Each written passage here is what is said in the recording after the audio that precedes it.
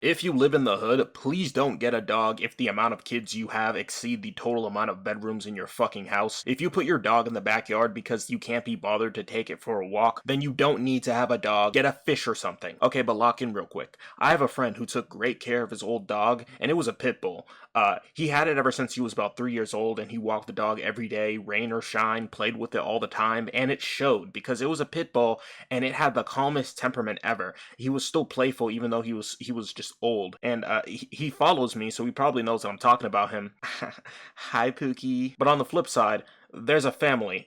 Let's call them the corner family because they live on the corner as you're entering my neighborhood. That lives down the street from me, and they had a tiny little terrier dog, and they kept that fucker tied to the fence or in the backyard pretty much like 99% of the time. When they did take it for a walk, they had their elementary age kids do it, so it frequently got loose because obviously kids don't know that you need to, hold on to the line all the time, and even if they do, you can just yank it away from them. And because it had a horrible temperament towards strangers, it was only a matter of time before it bit someone. This was back in like middle school. I was walking down the street to go get some ice cream. I was literally this image with the dog in the propeller hat. That's how the day was going for me. So then I walked past this kid with the dog. And a second later, that little fucker latches to my ankle. The only reason that dog wasn't euthanized is because it didn't have rabies and my mom didn't press charges. Plus, it was pretty old anyway. But make no fucking mistake, we should have. Because remember the friend I was talking about earlier, the one with the chill dog? Yeah, his family got into a fight with the corner family because that same kid who was walking the dog stole his brother's bike. And their mom comes up the street waving a knife like she's about to do something.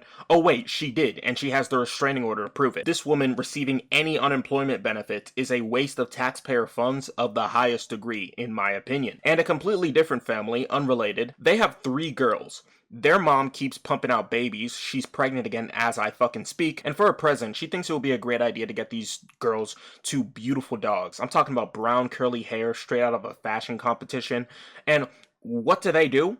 They keep them in the fucking backyard. Every time we walk past their backyard, which was a lot because that was the quickest route to my friend's house from mine, they were always back there. And because of this, one of the dogs is territorial as fuck. I've seen the oldest daughter walk that dog once in the past 3 years, and the kids themselves, look, I don't want to rag on some little girls who don't know any better, but ratchet is not a strong enough word. But wait, snap back to my street. There's a woman with a Labrador across the street from me, and it's the nicest puppy I've ever met. The only time it ever bit me was because I was a dumbass and walked into her house eating a hot dog. Now let's go back to talking about the family I was talking about before, the corner family. They bought 2 big black ass dogs, and they're both puppies. Did they learn their lesson?